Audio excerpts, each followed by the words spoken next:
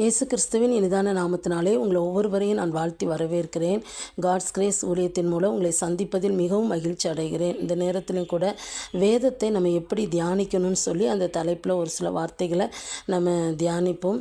இந்த நேரத்திலும் கூட சங்கீதம் 119 148 நம்ம வாசித்தால், முத வசனங்களை தியானிக்கும்படி குறித்த ஜாமங்களுக்கு முன்னே என் கண்கள் விழித்து கொள்ளும் அப்படின்னு சங்கீதக்காரன் சொல்கிறத பார்க்குறோம். அவருடைய வாழ்க்கையில் இன்னும் சங்கீதம் 55 அந்தி சந்தி மத்தியான வேலைகளிலும் நான் தியானம் பண்ணி முறையிடுவேன், அவர் என் சத்தத்தை கேட்டான்னு சொல்லி சொல்லப்படுகிறது. அப்போது சங்கீதக்காரனுடைய வாழ்க்கையில் அவர் எல்லா நேரத்திலையும் அவர் தியானித்து ஆண்டவர் சமூகத்தில் ஜெபிக்கிற ஒரு மனிதனாக என்ன செஞ்சுருக்கிறாரு, காணப்பட்டிருக்கிறத நம்ம பார்க்குறோம். நம்ம கிறிஸ்தவ வாழ்க்கையில் நம்ம எல்லாருமே நம்ம தியானிக்கிறவங்கள நம்ம காணப்படணும். அது நம்முடைய வாழ்க்கையில் ஆசீர்வாதத்தை கொண்டு வரும். அது கர்த்தருடைய ஊழியத்தை செய்கிறவங்க கண்டிப்பாக வேத வசனத்தை என்ன செய்யணும், தியானிக்கிறவங்கள நம்ம காணப்படணும். பாருங்கள், நான் ஒரு ஊழியக்காரர் மூலம்தான் இந்த வேத வசனத்தை தியானிக்கிறத நான் கற்றுக்கொண்டேன். பாருங்கள், இந்த வேத வசனத்தை எப்படி என்னுடைய வாழ்க்கையில் நான் தியானித்தேங்கிறத உங்களுக்கு நான் சொல்லிக் கொடுக்க நான் விரும்புகிறேன். ஒவ்வொரு நாளும் அதிகாலையில் என்ன செய்யணும், ஆண்டவரை நல்ல ஸ்தோத்திரம் பண்ணி ஜெபித்து முழங்காலே நின்று, அதிகாலையில் மாத்திரம் முழங்காலில் நின்று நான் எப்பவும் வேதத்தை வாசிப்பேன். ஆனால் இந்த நாட்களில் ஒருவேளை நம்ம பலவீனப்படும் போது நமக்கு முழங்கால் போட முடியல, அது பரவாயில்லை. ஆனால் முழங்கால் போட முடிந்தவங்க நீங்கள் என்ன செய்யுங்க, முழங்காலில் நின்று வேதத்தை வாசிக்கணும். நிறுத்தி நிதானமாக நீங்கள் வாசிக்கும்போது அந்த வேத வசனத்தின் மூலம் ஆண்டவர் உங்கள் கூட என்ன செய்வார், பேசுவார். ஒருவேளை 3வது வசனமாக இருக்கலாம், 10வது வசனமாக இருக்கலாம்.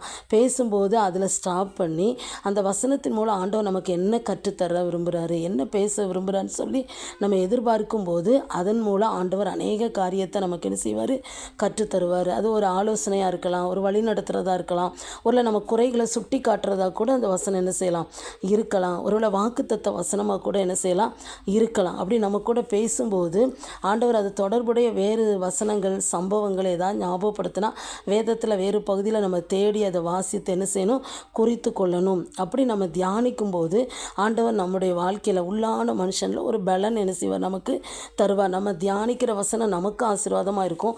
இது மற்றவங்களுக்கு நீங்கள் சொல்லும்போது அதுவும் எப்படி இருக்கும், அவங்களுக்கும் அது பிரயோஜனமாக இருக்கும். ஒவ்வொரு கிறிஸ்தவர்களும் நம்ம கண்டிப்பாக நம்ம வேத வசனத்தை நம்ம தியானிக்கிறவங்களா இருக்கணும். இப்படி வாஞ்சையோடு தியானிக்கும் போது நிச்சயமாக ஆண்டவர் உங்களுக்கு அதுலேருந்து என்ன செய்வார், அநேக காரியங்களை என்ன செய்வார், கற்றுத்தருவார். பலன் அடைந்து அவருக்காக நிற்பதற்கு, அவருக்காக சாதிப்பதற்கு, அவருக்காக வாழ்வதற்கு ஆண்டவர் அப்படிப்பட்ட கிருபைகளை என்ன செய்வார், நம்ம ஒவ்வொருவருக்கும் தருவார். மல்கியாவின் புஸ்தகம் 3ஆம் அதிகாரம் 16ஆம் வசனத்தை வாசித்தீங்கன்னா, அவர் நாமத்தை தியானிக்கிறவர்களுக்காக அவர் ஒரு ஞாபக புஸ்தகம் ஒன்று அவருக்கு முன்பாக எழுதப்பட்டிருக்கிறது அப்படின்னு சொல்லப்பட்டிருக்குது.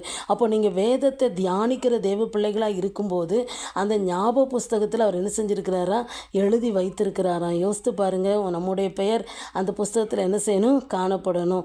அப்போது ஆண்டவர் ஒவ்வொரு காரியத்தையும் நம்ம ஆவிக்குரிய வாழ்க்கையில் நம்மளை பார்த்து கொண்டே இருக்கிறார். பார்க்கிறது மாத்திரம் இல்லை, நம்முடைய வாழ்க்கையை என்ன செய்வார், ஆசீர்வதிக்கிற ஆண்டவராக என்ன செய்கிறாரு, இருக்கிறார். அப்படி நம்ம கண்களை மூடி நம்ம ஜெபம் பண்ணலாமா. எங்களை நேசிக்கிற நல்ல தகப்பனே, இந்த நாளிலும் கூட வேத தியானத்தை குறித்து நாங்கள் சிந்திக்க எங்களுக்கு கிருபை கொடுத்தீங்க, அதற்காக ஸ்தோத்திரப்பா.